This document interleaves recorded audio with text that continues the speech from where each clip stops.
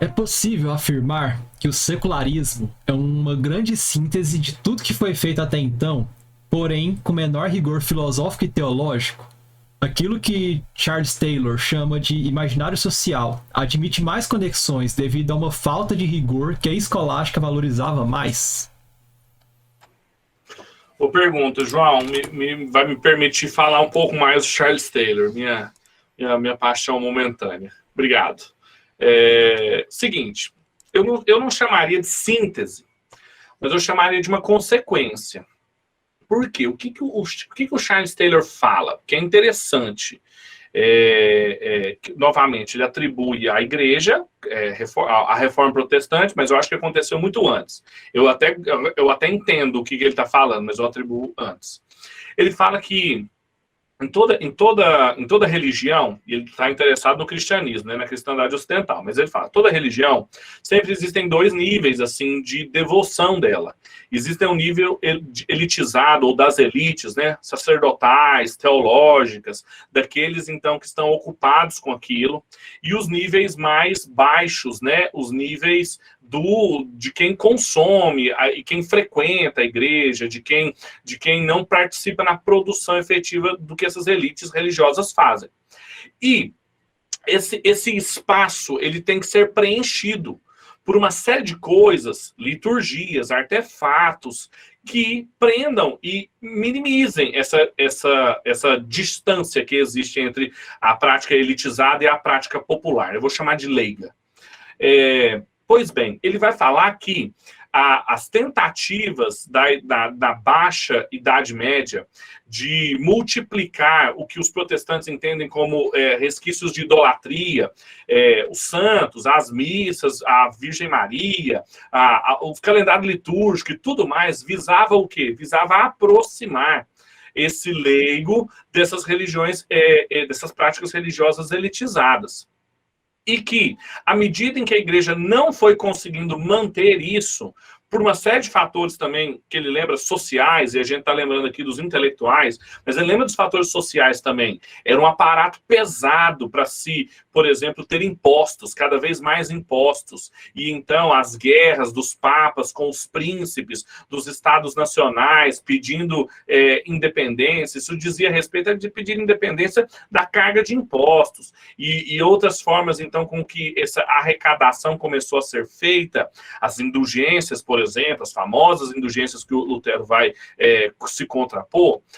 Então, a incapacidade da igreja de ir mantendo essas coisas frente às pessoas, frente aos professores universitários, porque eles foram vendo que esse tipo de religiosidade e esse tipo de construção não ligava, antes o contrário, multiplicava um tipo de resistência à religião, foi fazendo com que a igreja fosse perdendo a capacidade de congregar esses indivíduos, essa burguesia nascente, esses novos capitalistas. É muito cedo para falar sobre esse termo aqui, mas vão ser eles que vão ser os mecenas, por exemplo, dos artistas renascentistas. O interesse de todos eles em bancar esse tipo de arte que está sendo feita e que já está sendo feita deslocada, pelo menos dos grandes centros eclesiásticos e dos grandes centros universitários. Eles estão sendo feitos à margem disso.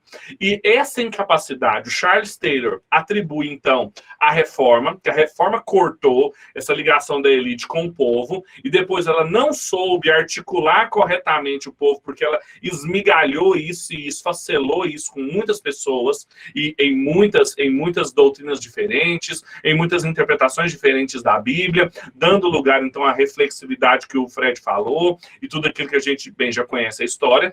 Mas por que eu entendo tudo isso que o Charles Taylor falou e concordo? Por outro lado, eu acho que essa fragmentação já existia. Por outro lado, essa incapacidade já existia. Na verdade, como eu enxergo, é o contrário. A reforma protestante, ao invés de ser o princípio do esfacelamento, foi uma reação pela unidade. A igreja estava toda facelada. economicamente, politicamente, doutrinariamente, não preciso nem falar para vocês. O Fred já falou, o tomismo não era hegemônico. Entre tomistas e franciscanos, haviam todas as questões, e tinham os escotistas, tinham os ockhamistas, tinham os tomistas por um lado e por outro, agustinianos, não podemos esquecer dos agustinianos. Quando surgiu a reforma, uma nova companhia foi criada, os jesuítas, que rapidamente, 100, 200 anos, se tornaram elite intelectual da igreja, com novas universidades, com novas traduções, com novos trabalhos intelectuais, a metafísica de Suárez e a importância que ela teve posteriormente. Então, a igreja é toda esfacelada intelectualmente. A reforma foi uma resposta de unidade, só que sobre outros princípios, não princípios institucionais. Foi uma tentativa de unidade por princípio de interpretação, por princípio teológico, de escritura, de Cristo, de obra de Cristo, de glória de Deus, de fé, de justificação pela fé. É claro que isso deu lugar a uma série de interpretações, mas há unidade entre aqueles que se entendem como protestantes. O que o Babington, por exemplo, vai falar do seu quadrilátero de Babington, analisou o que seriam os evangelicais ali do século XVI até os anos de 1990. Então, a gente tem unidade aí, unidade por princípio, não unidade institucional, que é falsa, que nunca existiu. Então, com isso, a gente tem uma outra história, que a era secular seria um resultado de uma síntese mal sucedida lá atrás, de tentativa de costurar uma visão de mundo única a partir das recepções da herança antiga e árabe, junto com a teologia cristã, que, consequentemente, esfacelou-se. E a reforma seria uma resposta a isso. É claro que a reforma não é um movimento sacrossanto de que não tivemos problemas 2, 3 gerações depois, com o escolasticismo protestante, a reintrodução do aparato filosófico aristotélico, por exemplo, nos reformadores. Contudo, as confissões, por exemplo, e a era confessional só surgiu depois disso, justamente porque era um princípio de unidade pela confissão. Então, com isso, o Charles Taylor mostra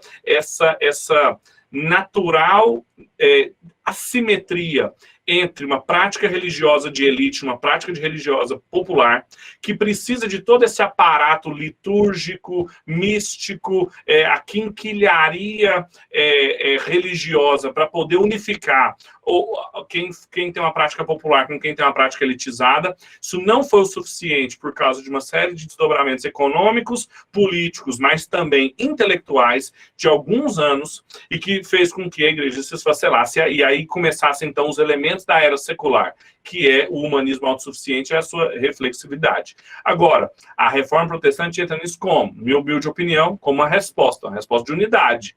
Pode ter sido atrapalhada, o Lutero pode não ter dado conta de fazer isso por causa da sua linguagem excessivamente popular e sua inabilidade de ter um projeto de unificação mesmo, não era isso que ele queria, mas foi isso que a gente pode ler o que aconteceu. Beleza, muito bom. Uma próxima, não sei se o Douglas ou o Fred quer falar alguma coisa, mas se não, a gente já passa para a próxima. Sim, eu esqueci, eu tava no mudo aqui. Vai lá, Douglas. Rapidinho, só 2 leituras que eu me lembrei, enquanto o Pedro falava, que eu acho que ajuda nós a entendermos esse pano de fundo histórico dentro do protestantismo, é o Teologia dos Reformadores, né, do Timothy George, e que são biografias, né, de 5 importantes reformadores, entre eles o Lutero, e um outro livrinho que acho que o pessoal também já conhece um pouco, que é o Imperativo Confessional, do Carl Trueman, né, que dá um forte argumento, né, em favor da unidade confessional, né, da igreja. Então, são 2 leituras que valem a pena aí a gente fazer e entender esse plano de fundo. Beleza, muito bom. Valeu pelas indicações. Uma próxima pergunta do Daniel. Como a visão ingênua ou senso comum pode ajudar o filósofo a não dividir a realidade em 2 andares, natural e espiritual ou natural e racional? Isso aí ele perguntou porque ele já está lendo o mês que vem, né? Por isso que ele perguntou. Essa pergunta aí é a pergunta daqui a um mês. Então, pode passar para outra. Brincadeira, mas é uma boa pergunta. É uma boa pergunta, porque às vezes a gente fica aí nesse mar aí de ceticismo e de problemas, tal, e como é que se sai daí, né? O que é muito interessante é que, de certa maneira, o protestantismo foi uma valorização também dos particulares, uma ontologia da realidade, da existência, só que sobre outras bases, como o Fred colocou mais cedo, é uma maneira diferente de enxergar a revelação de Deus na natureza, uma maneira diferente de relacioná-la com a revelação especial. E por isso que os protestantes, então, valorizavam tanto a vida comum, né? Os ofícios comuns, as vocações comuns, e isso teve implicações também para o pensamento. A epistemologia do Thomas Reid, que é o que nós vamos estudar no mês que vem, claro, depois de passar por toda a epistemologia moderna, então cartesiana, lockeana, humeana, para a gente chegar na resposta dele, porque senão a gente não entende a resposta sem entender o problema, mas o problema também nasce aqui, como eu falei para vocês, Nicolau de Cusa, prestem atenção no Nicolau de Cusa, Pico de Mirandola, assim, são importantes autores do humanismo que já estão construindo esse ceticismo que depois vai ser respondido. Como que ele vai ser respondido? Muito é chamado de uma epistemologia do senso comum. Por quê? Porque eles vão confrontar essas teorias com o modo como a gente opera de maneira comum. E que se nós não operássemos assim, se nós operássemos como os céticos operam, nós não conversaríamos, nós não escreveríamos livros, nós não estabeleceríamos comunidade, a vida humana não existiria. A gente fala e se entende justamente porque nós não somos da ordem do incognoscível, porque nós não estamos nessa incapacidade cética, na dúvida metódica de se existimos ou não, se precisamos comprovar o que a gente chamou de uma epistemologia fundacionalista. O John Locke, ele vai dizer que todas as crenças precisam de fundações, elas precisam de justificações. Se tudo que a gente crê, se a gente precisasse de fundações, a maioria das nossas crenças não teriam fundamentações racionais. Nós não conseguimos comprovar racionalmente o nosso passado. Nós não conseguimos comprovar racionalmente que existem outras mentes. Isso é um argumento do Elvin Plantinga, o último mês nosso, mas bebeu muitíssimo dessa epistemologia do senso comum. Então, o que o Thomas Reid vai fazer claro que ele é muito mais rebuscado, tem toda uma história da filosofia por trás, mas ele vai confrontar a realidade, o senso comum, a operatividade com as pessoas. E é muito interessante que se a gente pega a análise do Charles Taylor, uma vez mais, e ele fala que justamente a saída do antigo regime para a era secular é a saída de um background ingênuo da fé cristã para um background reflexivo. E o que ele vai fazer é devolver ingenuidade por reflexividade. Mas assim, não é ingenuidade no sentido de bobo, né? Uma crença boba, ingênua. No sentido de ser natural, o conceito de ingênuo é o conceito técnico de ordinário, de senso comum, de olhar para a realidade, ver como a realidade funciona, não ignorá-la, inclusive para fazer suas próprias teorias. A teoria do Platão, a teoria do Aristóteles, o neoplatonismo, eles não encaixam com a realidade, eles não têm ressonância com o real, por causa da sua visão de mundo dualista, que a nossa realidade não tem, não foi criada assim. Então, essas oposições que a gente enfrenta de indivíduo e coletividade, de natural e sobrenatural, são estranhas ao modo como nós vivenciamos, porque a realidade não foi criada assim. E aí uma epistemologia do senso comum vai responder isso de maneira primorosa e vai dar lugar aí a uma renovação no pensamento filosófico, 200 anos, 300 anos de consequência dessa era secular aí, inaugurada na Baixa Idade Média.